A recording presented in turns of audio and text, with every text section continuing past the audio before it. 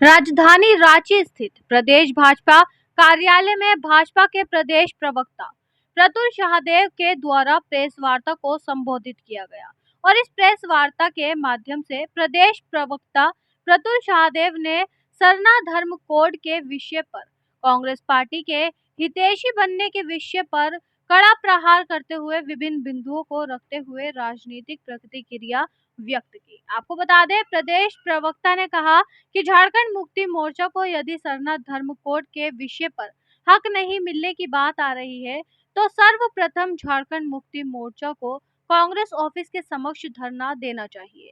वहीं प्रदेश प्रवक्ता प्रतुल ने संवाददाता सम्मेलन में 11 फरवरी 2014 का एक पत्र दिखाते हुए कहा कि तत्कालिक आदिवासी कल्याण मंत्री वी चंद्रदेव ने एक पत्र के माध्यम से कहा है कि सरना धर्म कोड की मांग अव्यावहारिक है।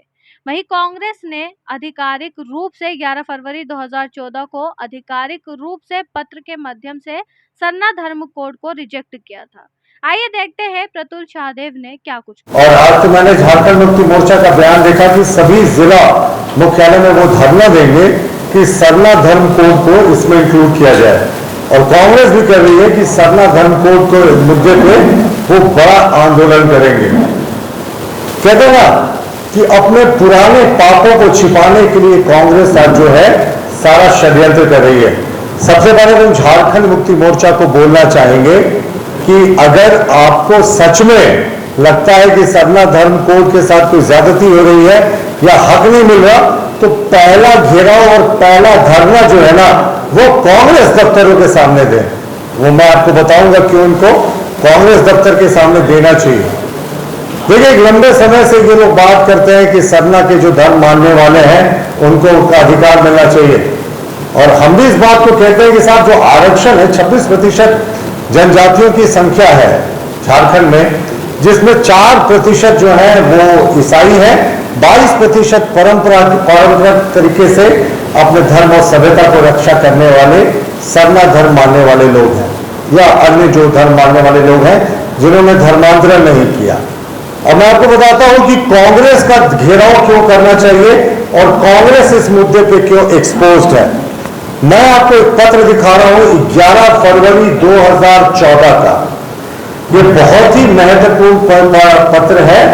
ये तत्कालीन जो आदिवासी कल्याण मंत्री थे, जनजातीय कल्याण मंत्री थे, वी किशोर चंद्रदेव साहब, ये वी किशोर चंद्रदेव जी का लिखा हुआ पत्र है, जिसमें उन्होंने स्पष्ट रूप से कहा है कि सरना धर्म कोड की मांग जो है वो अव्यावहारिक है और इसे दिया नहीं जा सकता।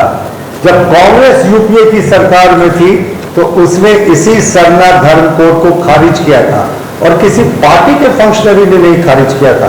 कांग्रेस के तत्कालीन आदिवासी जनजातीय कल्याण मंत्री वी किशोर चंद्रदेव साहब ने लिखित उत्तर में सुदर्शन भगत माननीय सांसद को कहा था ये अव्यावहारिक है। वो यही नहीं रुके थे, उन्होंने कहा था कि अगर सरना धर्म कोड जैसे मांग को हम मानेंगे तो इसके ऐसे हजारों जो है वो मांग और जगह उठ जाएंगे, इसलिए इसको देना अव्यावहारिक है, अव्यावहारिक, अनप्रैक्टिकल, ऐसे शब्दों का उन्होंने प्रयोग किया। इन्होंने कहा कि 2001 के सेंसस में 100 से ज्यादा ट्राइबल रिलीजन है और डिफरेंट सेक्ट है, इसीलिए अगर हम एक को देंगे तो ये तरह तरह की मांग होगी। Separate code to any sect, belief or tribal religion may generate similar demands from hundreds of other religion and is thus to be resisted. इन्होंने कहा कि अगर हम ये डिमांड को मांगेंगे तो दूसरे भी ऐसे जो हैं वो इस तरह की मांग को करेंगे, इसलिए इसको रेजिस्ट करना चाहिए, इसको विरोध करना चाहिए। यानी कांग्रेस ने सरना धर्म कोड की मांग को आधिकारिक रूप से 11 फरवरी 2014 की तिथि को रिजेक्ट किया था। उन्होंने ये भी कहा कि मिनिस्ट्री ऑफ ट्राइबल अफेयर्स जो डॉक्यूमेंटेशन किया इन्होंने रिलीजियस प्रैक्टिसेस का, अलग अलग ट्राइब्स का, जो उसमें ये जो स्टडीज है वो ज्यादा ऑथेंटिक है और सरना धर्म को देना किसी भी सूरत में व्यवहारिक नहीं है। तो सबसे पहले तो कांग्रेस को जवाब देना चाहिए कि जो उनके जो तत्कालीन आदिवासी कल्याण मंत्री थे उन्होंने एक ऑफिशियल डॉक्यूमेंट से, जो मैंने आपको दिखाया है, 2 पन्ने के इस लेटर से क्यों रिजेक्ट किया था सरना धर्म कोड को। आज कांग्रेस जो है वो मगरमच्छ के आंसू बहा रही है कि सरना धर्म कोड चाहिए, सरना धर्म कोड चाहिए। पहले एक बार कांग्रेस को राष्ट्र से माफी मांगनी चाहिए कि जो उस समय आदिवासियों की डिमांड थी सरना धर्म कोड को। ऑफिशियली यूपीए की सरकार थी 10 वर्षों तक, और लिखित रूप से उन्होंने कहा था कि सरना धर्म कोड को रिजेक्ट करते हैं। और जो झारखंड मुक्ति मोर्चा आज कह रही है कि हम धरना देंगे, तो हम फिर से दोहराते हैं अपनी बात को, धरना दीजिए ना साहब, कांग्रेस ऑफिस का घेराव कीजिए। जो उनके तत्कालीन आदिवासी कल्याण मंत्री ने, सरकार ने रिजेक्ट कर दिया था सरना धर्म कोड की मांग को। जब विधानसभा में पेश हुआ था तो भारतीय जनता पार्टी के विधायकों ने इसका विरोध नहीं किया था, लेकिन कहा था कि जिन्होंने धर्मांतरण कर लिया है उसको इस सूची से बाहर किया जाए।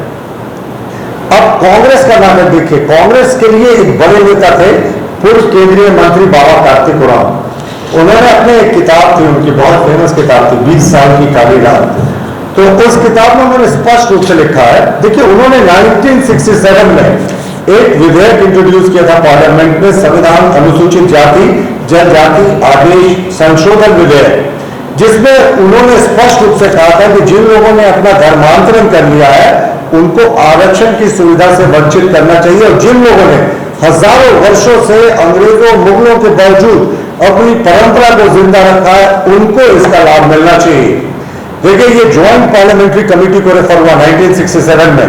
ज्वाइंट पार्लियामेंट्री कमेटी ने बाबा कार्तिक उरांव के दिए गए सभी सुझावों को मान लिया, लेकिन तत्कालीन प्रधानमंत्री इंदिरा गांधी जी ने इसे ठंडे बस्ते में डाल दिया। उसके बाद जो कुछ हुआ लोकसभा और राज्यसभा में वो अनप्रेसिडेंटेड है।